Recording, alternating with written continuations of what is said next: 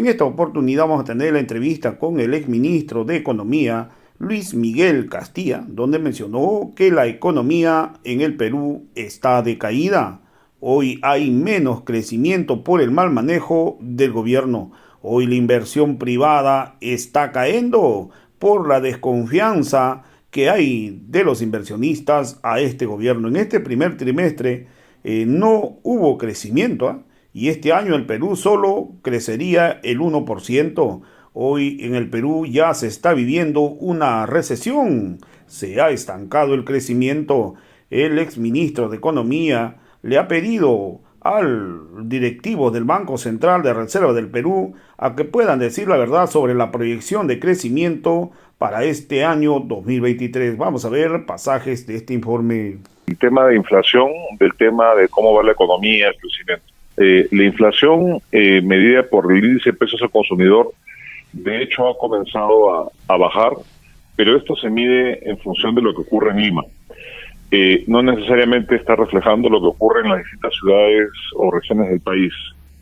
Y lo que vemos es que si bien los shocks que originaron el incremento de precios se han comenzado a disipar, básicamente algunos precios de bienes importados, vemos que el sector agrícola estaba afectado por la sequía y eso encareció ciertos productos de pan llevar. Y vemos que todavía el costo, obviamente, de productos en Puno y en el interior del país supera a los precios que vemos en Lima. Entonces, creo que son relativas estas mejoras que el ministro de Economía menciona. Lo cierto es que el Perú está creciendo menos. Y eso va a pasar factura en términos de los ingresos que pueden percibir los trabajadores, en un sentido más bien de retroceso en lugar de avance. ¿Y por qué está pasando esto? Miren, básicamente una combinación de efectos, algunos imputables al gobierno, otros no. Todo lo que vino de afuera, la inflación importada, eso obviamente responde a fenómenos externos. Cuando se importa muchos insumos como el trigo para elaborar el pan, obviamente es un insumo importado, que creció el precio el año pasado, eso tuvo un impacto, al igual cuando se importa la soja para alimentar, para elaborar el aceite, son productos importados cuyo precio internacional ha venido cayendo. El problema han habido shocks climatológicos en el país, desde la sequía y las heladas en el sur hasta las lluvias en el norte, y estamos a puertas de un fenómeno del Niño. A eso se le suma la convulsión social que interrumpió vías de comunicación y afectó sectores importantes como la minería, el turismo y el comercio. Ahora, en esta coyuntura lo que vemos es una economía que crece menos porque la inversión privada está de capa caída. Está contrayéndose, y esto, ¿por qué? Porque ha habido una sensación de cortoplacismo, digamos, una desconfianza, muchos trámites onerosos y obviamente un costo en general de los insumos que ha hecho que ampliar la capacidad de inversión se vea mermada, y esto hace pues que no hayamos crecido el primer semestre del año. Habría supuestamente una recuperación en la segunda mitad, pero eso va a estar sujeto a la magnitud de los shocks que enfrenta la economía. Por ende, lo que se prevé es un crecimiento de apenas 1% este año, que dista significativamente la previsión oficial del Banco Central y el Ministerio de Economía y Finanzas. El doctor Castilla, hay una preocupación. ¿Usted cree que cuando se estuvo hablando ya desde el punto de vista de varios economistas de que estamos en una recesión técnica, y sin embargo, tanto Julio Velarde como el ministro de Economía no reconocen esta situación? ¿Cuánto fue, por ejemplo, el crecimiento del mes de julio? Si hablamos de recuperación, a partir de julio se ha recuperado la economía y ya está en azul porque hemos tenido un crecimiento negativo. Mire, hay toda una discusión un poquito, me parece un poco alejada de la realidad y del bienestar o falta de bienestar que percibe la ciudadanía. Lo cierto es que no hemos crecido en la primera mitad del año, e incluso ha habido una pequeña contracción. Y estamos ciertamente, si uno lo mide por el Producto Bruto Interno, en una recesión. Pero si uno lo mira en términos del empleo que se sigue generando, y de la actividad que sigue habiendo, bueno, diríamos que estamos en un periodo de estancamiento, creo que sería la mejor palabra para ello.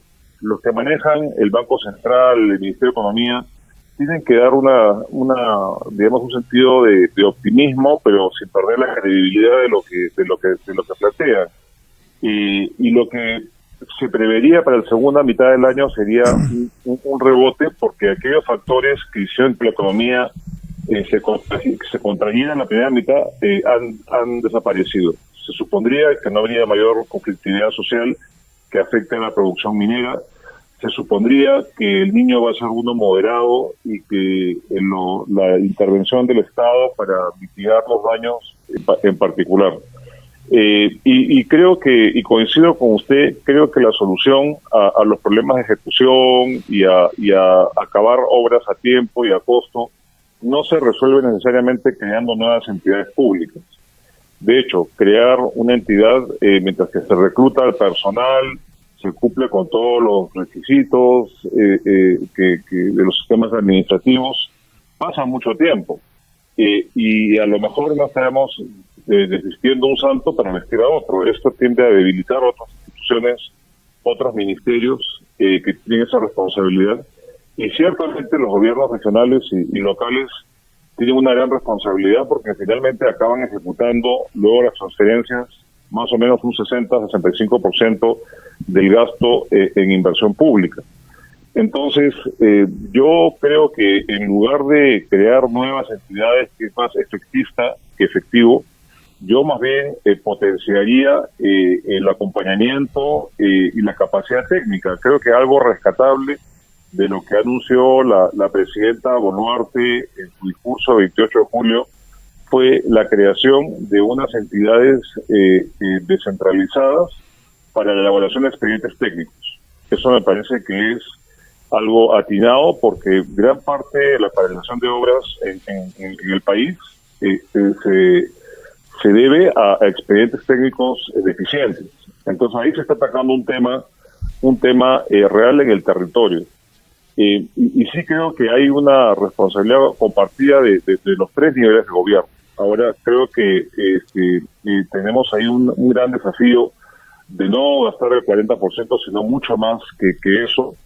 Y no solamente gastarlo contablemente, sino que estas obras le den servicios a la población que ciertamente y legítimamente se siente defraudada y molesta porque no recibe nada a cambio. Yo veía un dato para Puno antes de la entrevista y hay un dato muy diciente que mide el acceso al combo, a 5 servicios básicos elementales: agua, saneamiento, electricidad, telefonía e internet en los hogares. Y uno compara a nivel de las regiones del país. Uno es la región que tiene el combo de acceso a servicios básicos más bajo del país, con 18%. 18% de los hogares puneños reciben la combinación de estos paquetes, de estos servicios, que conjuntamente se consideran que es lo mínimo que debe tener un hogar para progresar. Y si uno mira al otro extremo, tenemos pues el caso de Lima, que tiene 75%. Entonces, estas diferencias tan pasmosas al interior del país debe llamar a la reflexión y debe llamar a la acción justamente para cerrar estas brechas y que no sean pues el caldo de cultivo de la desafección y la molestia de la ciudadanía, digamos, en Puno y en otras partes que aún tienen brechas muy importantes por cerrar. Doctor Castilla, también me gustaría saber, tal vez usted conoce cómo es la distribución internacional, digamos, de la actividad económica y cómo se ha dado roles. Por ejemplo, Rusia y Ucrania prácticamente detentan toda la distribución del trigo a nivel mundial, o por lo menos la mayor parte. En el Perú se ha renunciado a aspectos fundamentales de la producción y no se tiene en este momento, por ejemplo, la capacidad de suplir esas ausencias de productos que se han encarecido en el mercado internacional. ¿Usted cree que teniendo tantos pisos ecológicos nosotros podríamos lograr equilibrar un desarrollo interno económico con producción alimentaria y garantizar la alimentación de la población? A ver, mira, yo creo que el Perú es un país riquísimo en recursos naturales, no solamente minerales, sino somos una despensa potencial del mundo, eso es lo que se nos dice y yo creo en eso. Pero también creo que no podemos producir todo porque no tenemos necesariamente todas las condiciones para, por ejemplo, producir trigo, porque no existen las condiciones climatológicas ni la extensión del terreno para abastecer a todo un mercado de más de 30 millones de consumidores. Entonces, esto ocurre cuando hay estos cambios, digamos, estos problemas de abastecimiento y encarecimiento, ocurre cuando hay shocks que afectan a todo el mundo. Yo creo que plantear unas políticas de seguridad alimentaria llamando a la autosuficiencia, yo creo que podemos avanzar mucho, pero ciertamente van a haber algunos productos que necesariamente no tenemos la capacidad de producir. La soja que se importa del sur, de Argentina, o la torta de soja que atraviesa Puno para alimentar a los pollos en el país, no la producimos acá. Entonces, yo creo que lo que tenemos que prever más bien son ante mercados que son volátiles y que pueden afectar, digamos, el bienestar de la población, es tener políticas públicas que se adelanten a esto, es tener abastecimiento correcto y evitar también que los que intermedian y comercializan estos productos a veces abusen de estas situaciones de oferta cuando hay problemas y incrementen desproporcionadamente el precio o especulen, ¿no? Yo creo que ese es un tema que sí está en manos de las autoridades, pero creo que no podemos comenzar a convertirnos en productores de todo porque no tenemos las condiciones. Yo creo que es un tema de especialización. Dicho eso, el Perú tiene un potencial alimenticio enorme y podemos sacarle mucho más provecho de lo que hacemos. Doctor Castilla, le pido por favor una brevísima pausa para continuar esta conversación, ya que por la población regional de Puno es importante saber qué está pasando en el ámbito de la economía del país y con su experiencia seguramente nos da muchas luces para poder aclarar alguna. Densa también fue exministro, ¿no? Exministro de Economía y Finanzas, Luis Miguel Castilla. La pregunta que quiero plantearles, si bien es cierto, se está anunciando el fenómeno del Niño global y que podría tener un impacto en la economía, ¿no? En la economía nacional, y que esto podría agravar la situación. ¿Estamos preparados para afrontar las autoridades, ya sea nacionales, regionales, locales? ¿Cree que están preparándose para hacerle frente al impacto económico que podría generar esta?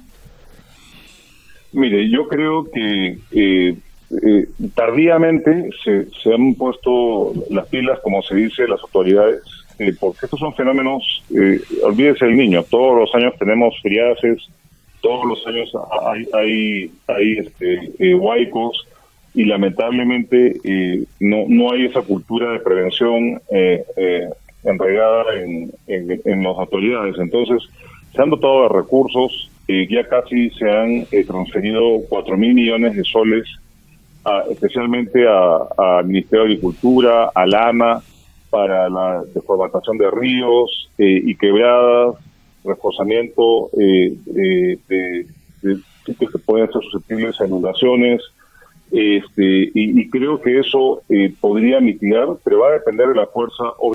Creo que ante eso me da la impresión que el gobierno es un poco reactivo y ojalá que lo que está haciendo se pueda hacer rápidamente en lo que resta de la semana antes que empiece a golpear estos fenómenos climatológicos del país. No tenemos cultura de prevención, ese es el problema en el país. Ahora, ¿se podría manejar mejor la economía o qué se podría hacer para sacar al Perú de este estancamiento? A ver, yo creo que el Perú lo que necesita es, tiene todo para salir adelante, lo que necesita es un poco de estabilidad, porque lo que básicamente explica la falta de inversión privada en múltiples sectores, más allá de los shocks que hemos comentado, climatológicos, etcétera, es tener un norte y no tenemos un gobierno que muestre que tenemos un norte claro y que apueste por viabilizar ciertas inversiones que generen empleo. Lo que tenemos en el país es un problema de falta de empleo de calidad. Lo que se ha recuperado ha sido el subempleo, el empleo de baja calificación o la informalidad. Y el problema con esto es que estas actividades pagan menos ingresos que otras actividades más formales. Entonces se ha precarizado el mercado de trabajo en el país. Y si a esto uno le suma una inflación persistente, esto le quita capacidad adquisitiva a las familias peruanas. Entonces, yo creo que una receta muy clara es, uno, asegurar un entorno de estabilidad, especialmente política, y no estar en zozobra todo el tiempo. Dos, es identificar proyectos importantes en materia de infraestructura, de minería y los que fuesen, que están listos, pero que por algún motivo administrativo no se dan.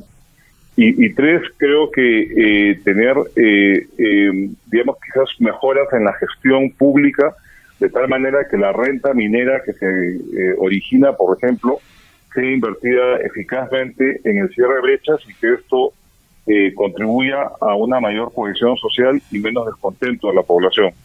Si eso se logra, creo que estaríamos en una mejor posición hacia el futuro. Doctor Castilla, hay una situación también en cuanto a los fondos previsionales. En las AFP se ha autorizado el retiro de los fondos de AFP por parte de los futuros pensionistas, de los aportantes. Pero en el caso de la ONP se habla de que no estaría en capacidad de dar pensiones al menos a 3,5 millones de afiliados a la ONP. ¿Qué es lo que ha pasado? ¿Hay las aportaciones de los afiliados a las ONPs son insuficientes? ¿Hay demasiada carga? Por ejemplo, la ONP tampoco ha podido pagar los bonos de reconocimiento a las personas que obligatoriamente han pasado a las AFP hace ya más de una década. En fin, son todos estos problemas que podrían perjudicar también a la ciudadanía y que en la economía seguramente tiene algún impacto.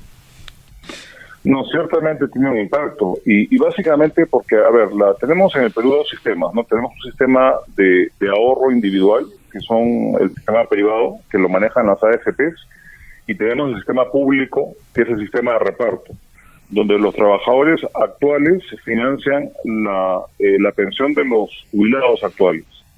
Y el problema es que cuando se tiene una población que se va envejeciendo y que ya no vive 70 años, sino vive 80, 85 años, entonces esa extensión en esperanza de vida lo que hace es que crea un problema de desfinanciamiento en estos sistemas de reparto que tenemos. Y evidentemente lo que tiene la ONP, los fondos que maneja la ONP, no alcanzan para pagar las pensiones y tiene que recibir transferencias del fisco. Todos los años se transfieren en torno a 1.500 millones de soles del Tesoro Público a la ONP para pagar la pensión. Entonces ahí tenemos un tema del sistema como tal. ¿Cómo se resuelve eso? Bueno, se puede incrementar la tasa de aporte, pero ahí tenemos un problema que eso puede ocasionar mayor informalidad, quitándole la liquidez al trabajador. Se puede ampliar los años de jubilación, y eso también puede traer consecuencias como en otros países. Entonces, acá el problema está en asegurar un suficiente aporte en el tiempo para lograr acumular un fondo de ahorro para respaldar una pensión. Cosa que se puede hacer en el privado, pero en el público es más difícil. Ahora estamos en una reforma que trata de alguna forma de homogenizar estos sistemas, tanto público como privado, creando una pensión mínima. De hecho, en la ONP ya se avanzó prorrateando los años de aporte a la pensión que se podía recibir. Ya no es como antes, que se tenía que cumplir 20 años de aportación para recibir una pensión mínima. Eso se cambió y me parece bien que se haya cambiado. el gobierno está pensando dar un subsidio para emparejar el terreno y que todos los peruanos tengan la capacidad de acceder a una pensión mínima. Y obviamente a partir de eso hay distintas opciones de ir acumulando en los fondos de ahorro. A mí lo que me parece que es complicado es cuando tenemos a un Congreso populista que ofrece cosas que luego no puede cumplir o que no ve las consecuencias. Por ejemplo, a producto de los retiros de las AFPs, lo que tenemos ahora son 3 millones de afiliados que tienen saldo cero en su cuenta. ¿Y eso qué significa? Que a futuro no van a tener pues un fondo que respalde la pensión. A mí me preocupa que también alegremente den un bono de reconocimiento sin asegurar tener el financiamiento. Entonces ahora tenemos una población con una expectativa que se ve defraudada porque tenemos a congresistas que no hacen el costo-beneficio ni plantean propuestas sensatas. Yo creo que en temas sensibles como la pensión, como el acceso a la seguridad social y tantos otros temas que afectan el bienestar de las personas, especialmente las adultas mayores, no se puede jugar. Y si uno le suma el hecho que la población peruana se está envejeciendo, que en 30 años vamos a pasar de 7% de la población adulta mayor a 21%, se va a triplicar. Creo que estos temas urgen resolverlos de manera sin ideologías, de manera técnica y dando soluciones sostenibles. Cosa que ha habido oportunidad de discutirlo en el Congreso. Ojalá que no se mezcle populismo y se llegue pues a mejorar la cobertura y la suficiencia de la pensión, que es algo fundamental en una sociedad desarrollada a la que queremos hacer.